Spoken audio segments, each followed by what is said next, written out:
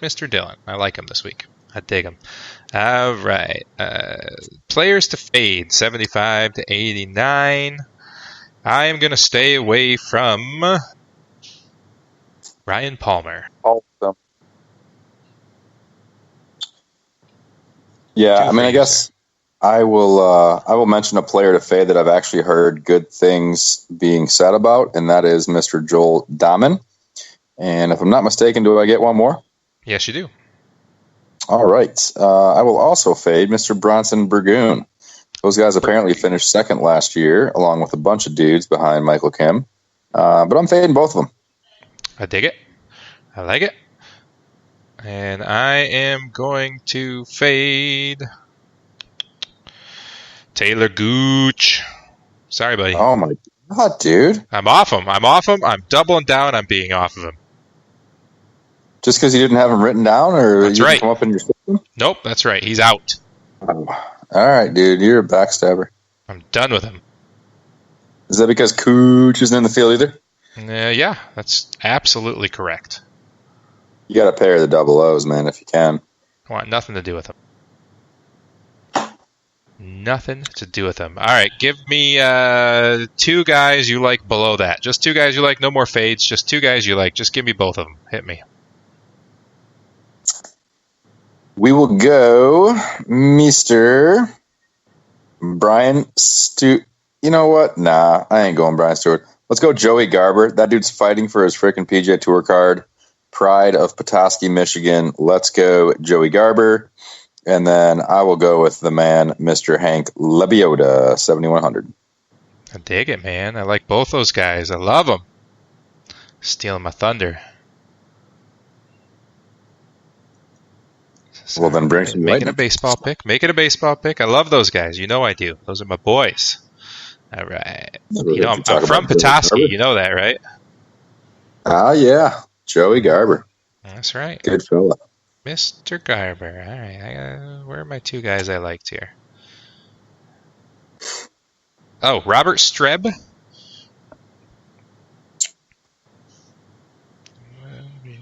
And Garber. I got to write those down for you.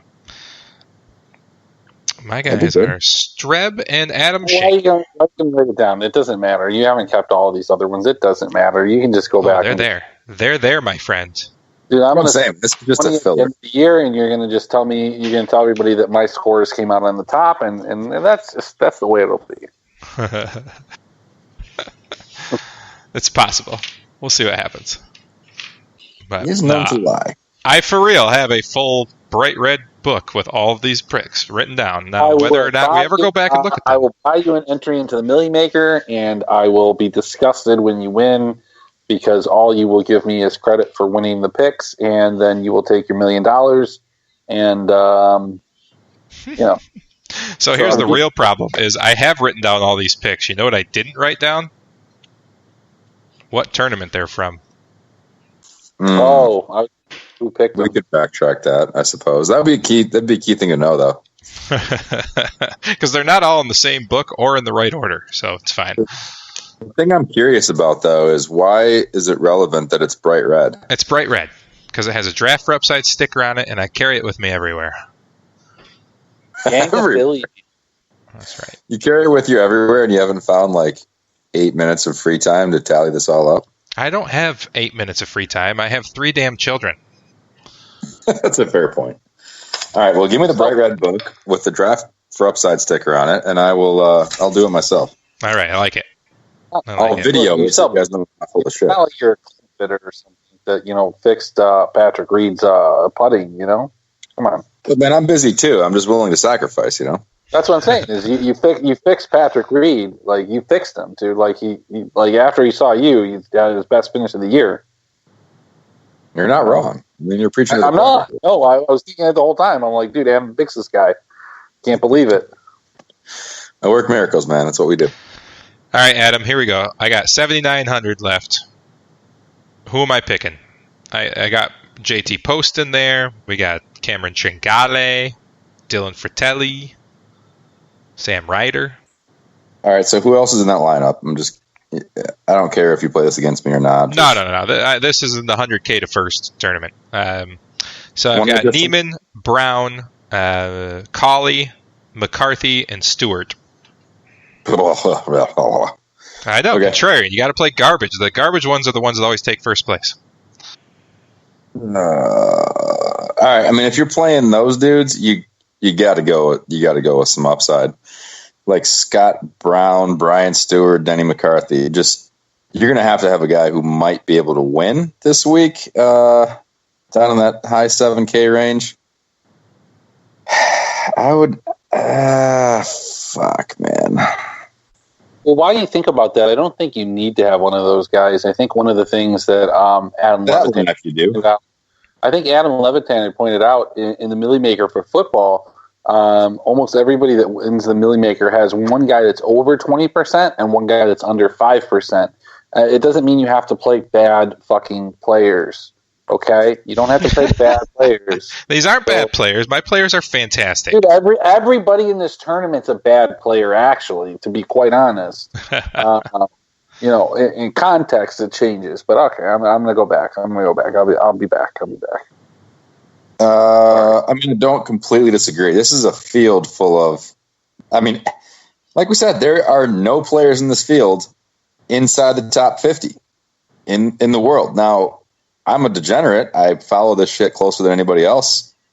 So I feel like that gives me a little bit of an edge knowing some of these second tier guys, but there are not any fantastic players. I mean, the most consistent guy in the field probably has been Sung J M.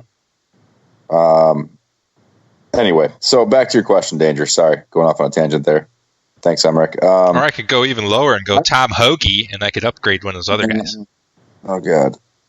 No, I would. Given what you got, if you like that lineup, I love Hoagies. I would almost go Pat Perez because he's actually got a chance to win. But let's go Cameron Tringali. He's been trending in the right direction. He's played here a couple times, albeit not well. So why don't you like my boy Scott Brown? Why do you hate Scott Brown? No, I don't hate Scott Brown. I just don't think he has a very good chance to win. I just think he's in that range. Let's put it this way: if Scott Brown plays well, he finishes 15th to 25th. If he plays very well this week, I don't see him finishing top 10. If he does, he makes a ton of putts. I just want guys who hit it close more consistently than that, who have shown the ability to close. He just hasn't shown that very consistently. So I don't mind. No, this is going to go against what I just said, but yeah. But what if I get rid of Mr. Brown and I can pick somebody a little lower than that? What's Scott Brown at? 70? No, 83. Oh, 83. Yeah. No, I mean, I just think when you're constructing a roster, you have to consider who has an actual chance to win. He's got 3 top 25s here the last 3 years. Those were all 12th, 25th, 6th, or 16th, I should say. And those are all very high end finishes for him, and those have not been great fields. Honestly, I would take more of a chance on Kyle Stanley just above him. He's going to be super low owned. I would take Party Marty over, if you're going for upside, I would take Party Marty over Scott Brown in that 5K or the $5 100K to first tournament that I finished 24th in last week. Are you saying Party Marty? Yeah, final answer, Party Marty. Party Marty. I love it. All right. I've changed the lineup completely since we started talking. It's fine. Oh, God. You're going to send me your previous lineup with a bunch of guys who did well, and then the final lineup with a bunch of guys who shit the bed, and you're going to be like, Adam, you cost me $500 or something. This is exactly what's going to happen. So I ended up with Neiman, Tway, Colley, Bozelli, Laird, and Lebioda. I don't mind that at all. I do not mind that at all. Now, it doesn't mean anything, but I don't mind it. Right? Yeah. I like it. I just think you have some upside there. That's what I was going for last week when I constructed that lineup that was top 0.1% or whatever. I had no Matthew Wolf, and I finished freaking 24th out of 119K. That just doesn't make sense. Nice. I was just going for upside. I'm let's take a bunch of dudes who have a chance to win this week. I don't care what their numbers say, just dudes who have the upside to finish top 5, top 10. And I went a little more balanced, and it worked out really well. So you drafted for the upside. I did, exactly. Oh, my God, that's a perfect way to end the show.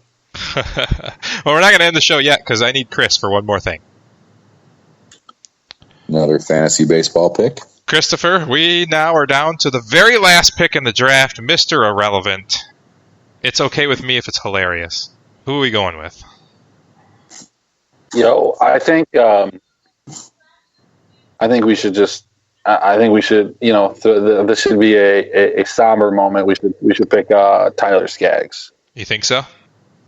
I think the karma will come back to us because that's who we should put Tyler Skaggs on. We'll keep him on the roster the entire year. Let's do it. I think that he has been taken off. Oh, okay. Well, in other ones I haven't. I don't know then. I don't know. You can pick somebody. Yeah, he is not available. Well, good for them. Draft has him available. All right. Awful. And auto-draftable. So, that's kind of like... Awful. Well, we could go with Chris Archer. Yeah. Chris Archer, last pick for sure. Go for Chris Archer. Back. Why is he still there? Bounce back? Yeah, no. He's totally worth it. Is he going to, do anything this year or, be alive at some point? Because, He was sexy for, 3 starts, and Chris and I thought we were the smartest people in the room, and then it all derailed. I'm with you. I got it. He's still worth it. Keep Ranger in our league. Mm-hmm. He still has upside, right? So draft him. Yeah, if he's there. If he's there, I can snag him. Or Steven Matz if he's not. I just hit... I hit a nice little straight right there. Nice. Are you playing video poker or something? Yeah, pretty much. Nice. I like it. Well, thanks, guys. We had fun. It was a fun show. Hey, so what were you going to say about dogs and the ridiculousness of fireworks, Adam? I don't think I was going to say anything about dogs, but I love dogs. Dogs are fantastic.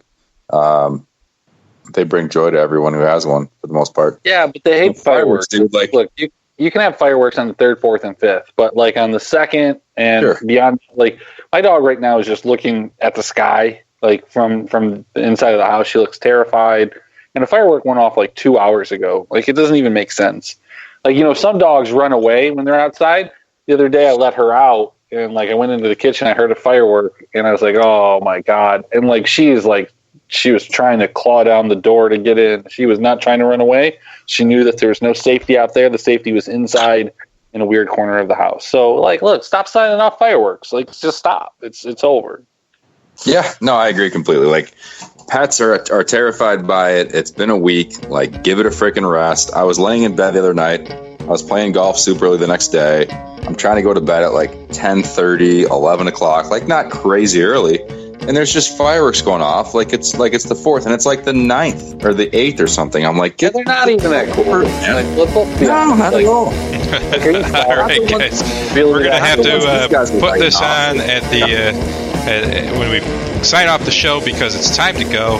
Thanks, everybody, for listening. We are Draft for Upside. You have been listening to the Legend Sports Network, found at LennyMelnickFantasySports.com. Thanks for listening to the first hour of the live draft of the second half Fantasy Football League at the Legend Sports Network with the Hosts League, and then listening to Adam White and I break down the PGA Tour. Thanks to Chris. Thanks to Andrea. Love y'all. You have a good night.